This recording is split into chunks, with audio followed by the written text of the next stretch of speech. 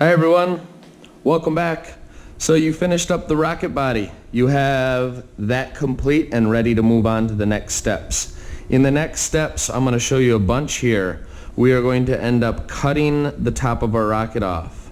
We're going to put in a nose plug. It's a little piece of wood that sits inside the rocket body so that it can seal the rocket top so air doesn't seep out. Later, we're going to end up putting a nose cone on the top. This is cork, and we're going to use a file to shape it into a nice pointy cone, make the rocket more aerodynamic. And then we're going to have fins, and we'll talk about how many fins, what you need, but we have some of the construction paper for the fins. Okay, have my scissors, have my glue bottle. Next up, I need to grab my rocket body off the rack. So this is pretty firm now. That glue has hardened up, so it's a solid rocket. It's wrapped once in one direction and once in the opposite direction, so it is really nicely sealed. Well, we want to cut this to be the length of that white paper. So I could grab a little demo for you. You're going to notice that we're going to chop off about that much of the rocket up here. So the first thing I'm going to do is I'm going to just take my scissors right across and chop off a chunk. Now if you look in the inside, it's a little dark still. Let me cut some more. If you look in the inside, you can start to see the white paper in there. We're going to want to cut down to that white paper. So I need to get a little closer. And then my little trick here is I take the scissors and I tip them on an angle. And what I'm going to do is I'm going to cut around the edge. See how I'm tipped? I'm just cutting one side. And I want to cut it all the way down to that white paper and make it nice and even. The other side should already be even with the white paper, but some of us might have a little lip there. So you're going to come in, take your scissors, and you're just going to clean up that edge. So now we have a rocket body that is the length of that white piece of paper. Okay, if you did everything perfect with the rocket body, this side and this side are the exact same diameter. Some of you though, as you were rolling your rocket, it got a little loose and one of the sides got wider and wider and wider. Here's the deal, we are going to put a nose plug in the wider side. So I don't really know which one mine is. I think this one might be a little bit bigger in diameter. So this is the side that I'm going to want to put a nose plug in. So what we need is a little bit of glue around the outside of this. So I'm going to take some glue, not on the top and bottom, but going around the outside here. We need enough glue to cover up all of the wood surface because we're trying to make a seal here. We don't want any air to escape the sides of this. Okay? Now, if I were to just try to shove this in here, there's a good chance that that white paper buckles up.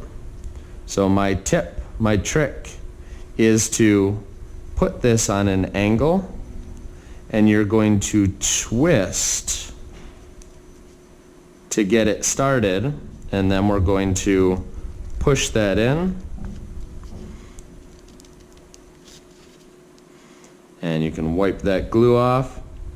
And what we're looking for is that nose plug to be nice and what's called flush.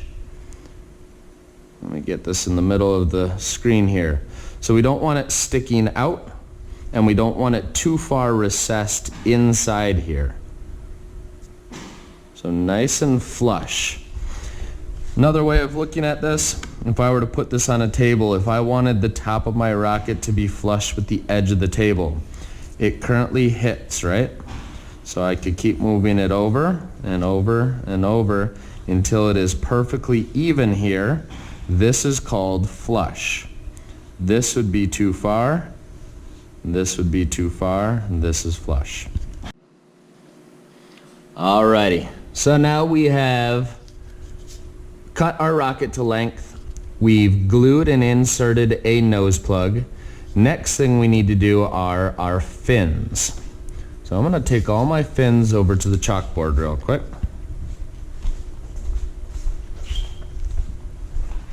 Okay, so the fins are going to go on the back of a rocket, and they're what's going to make the rocket fly straight.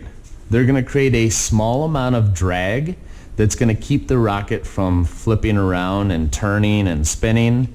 It's what's going to give it guidance. You can kind of think of it like a bow and arrow. You'll see that they have flights on the back that are supposed to keep that arrow flying true. So for this, we need more than one. We need more than two. That isn't going to help us. You have two options. You can do 3 fins. You'll notice the fin and the little tab used to glue it on, the fin and the tab, the fin and the tab. You can do 4 fins, north, south, east, and west. Anything more than that, you're just adding extra weight and you're creating more drag, so the fins are actually slowing your rocket down and not helping anymore.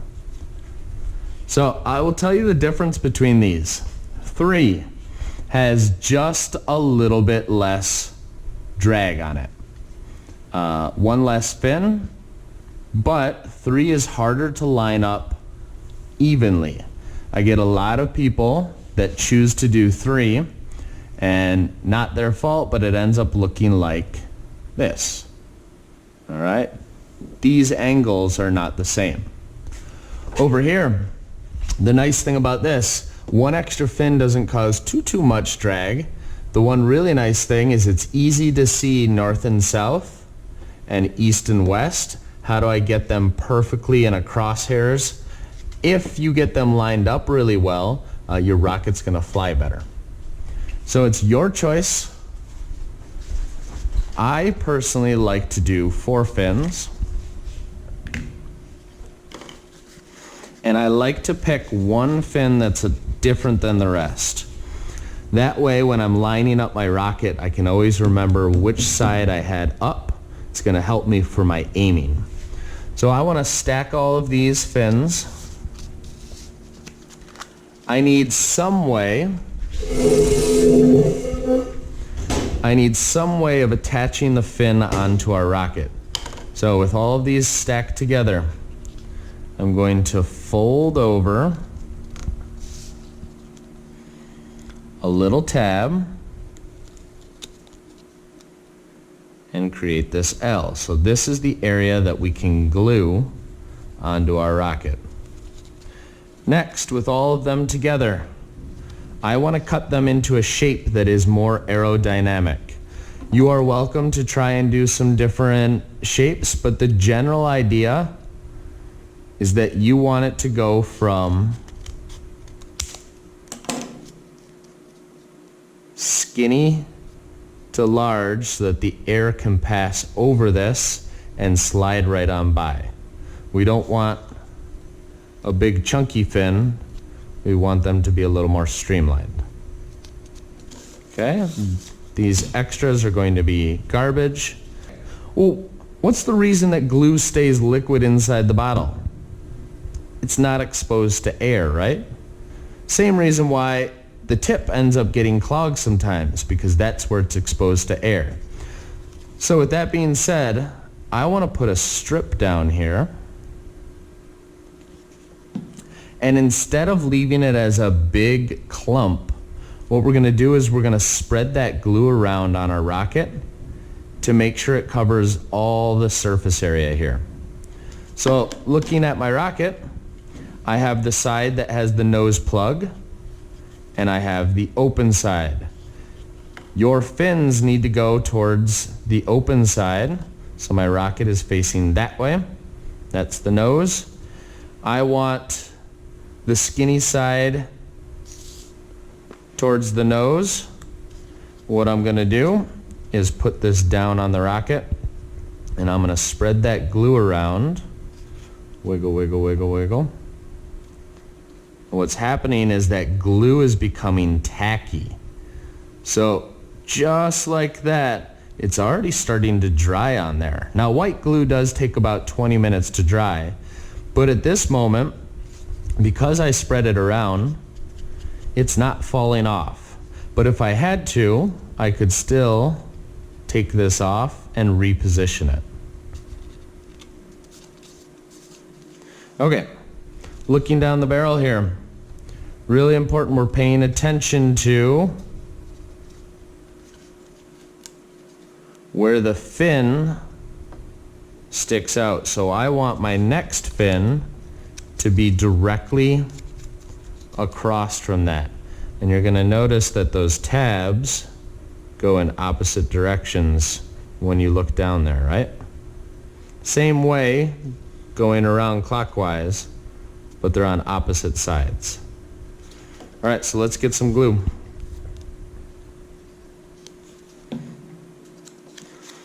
Let's take some time, line up our fins, wiggle the glue in.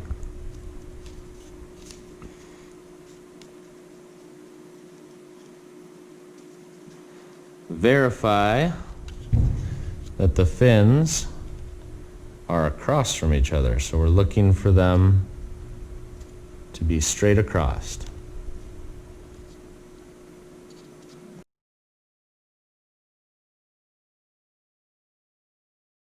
I asked you to put your nose plug in the looser of the two sides. Maybe you couldn't see which one was looser, and that's awesome. But the reason I wanted you to do that is because I can take the hot glue and I can help to seal around the edges here and lock up any of those gaps. So you're going to bring this to your teacher, Mr. Bowen. He's going to spread the hot glue around, making sure that it's covering all those gaps. You're going to take your nose cone. The big side is going to go on top of the rocket. And you're going to take some time to push it down, spin it around, and center that so that the gap on all sides is equal. Okay? Now, hot glue, as you know, is very hot. It can burn you if you touch it. It also means that you can't use this until that has cooled off. So what we're going to have to do is let this cool for a couple minutes, let that bead of hot glue dry up, solidify, so then we can use our file to start to work on it.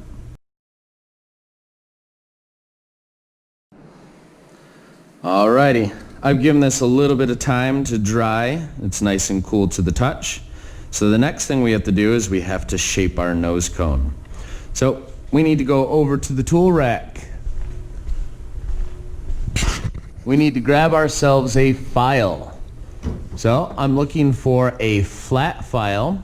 There are different kinds here. I have half rounds, round on one side and flat on the other.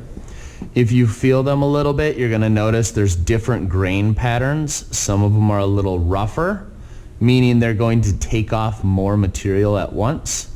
Some of them are a little smoother, meaning you could get a nice smooth feel to your finished file. All right, I'm actually going to grab one that's in between. I like to have a rougher file. I'm also going to pick up a file card. Now, we all don't need one of these right away, but we are going to use this later to help clean off our files. Alrighty, so I want to shape the tip of this. Now, a lot of times if I'm using a file on a piece of wood, I would end up holding the wood over the edge of a table, holding the file upside down, and working my way around something to smooth it out. Our rocket is not quite that durable, so we're going to do this a little different. You guys are going to hold the file out in front of you. Please do not set this on a table and try and file. You're going to wreck the table. We need to take the rocket, and I want to hold it close to the tip. You have no dexterity if you try and hold it down here. So holding close to the tip, giving it a pinch on the top. What I'm going to do is lay this down pretty flat here. So I don't want this tipped in the air. I want to bring this all the way down and make it nice and flat. And what I'm looking for is nice, even motions back and forth. What you want to try to avoid as well is rocking and rolling. And rocking, you see that coming up and down? What that's going to do is it's going to put a round over on the tip, and we're looking for a cone. So again, I pinch it, I hold it close to the top, and I'm going to go back and forth. Now, you could spend all day like this and then say, Mr. Bowen, nothing's happening. You have to give it a little bit of pressure down in order to get that cork to start to file away. One thing you may or may not notice, as I've been going here, I've been slowly rotating this because I want to get a nice even file around the edge.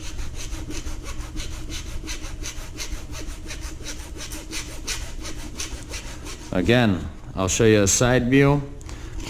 This isn't how I would normally hold a file, but I don't want to see you guys rocking and rolling.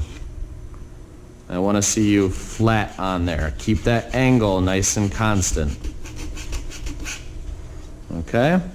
And what you're doing is you're starting to shape that nose towards a point. Looks like I could go a little more even around there. I have some flat spots. I just did one a little bit before. Alrighty, as you can see, it comes to a nice point. We have flat sides, not rounded sides, coming up to there. Nice and even all the way around. This is going to cut through the wind the best. So a flat nose is our worst option. A rounded nose is our second best option, but a point is going to be the absolute best. Now, looking at my file, you'll notice I've been leaving behind cork in the grooves here. And after a while, that fills up the groove. So I'm going to take a file card, and using only push strokes, I'm going to push the sawdust out of the grooves. Please do not back and forth. Do not go in circles. Push with the grooves, because that is the direction that these little teeth are pointing. Right? Clean them off. We're going to have to do some sanitizing on the tools that we use, but after we sanitize them, they're going to come back on the rack. Come back on the rack nice and neatly. Once your nose looks like this one, and you have all four of your fins on, and you have a tight rocket body, we have a completed rocket that we can launch. Alrighty, good job guys.